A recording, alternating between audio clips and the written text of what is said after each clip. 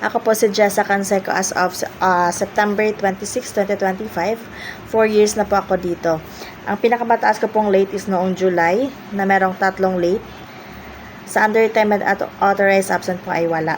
Ang highest sales ko po is last month, August, with 66 transaction count. Sa last month, bulk order ko po ay meron akong 13 with total amount of 851,762.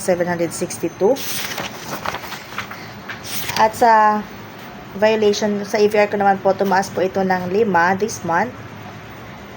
At ang AVR ko po is mostly sa incomplete fill out on checklist at neglect of duty. Upang maiwasan po it is double check always ang work order and the SR checklist. Attach every day or kung kinakailangan po yung mga SOF and job order.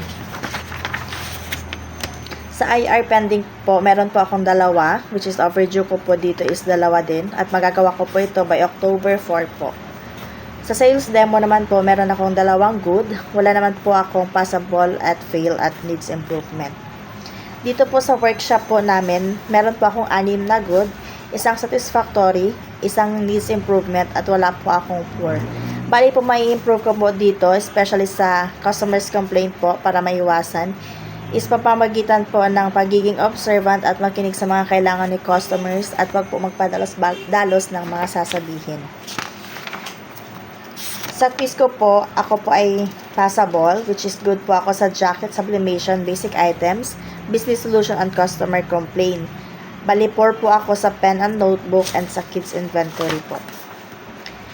Sa coworker review po, ako po ay may average na 2.65, which is meron pong 9 na good, isang passable. Bali may improve ko po ito sa pamagitan ng pagiging open po sa lahat, makinig, and more on helping each other po, especially sa communications and work task po dito sa store.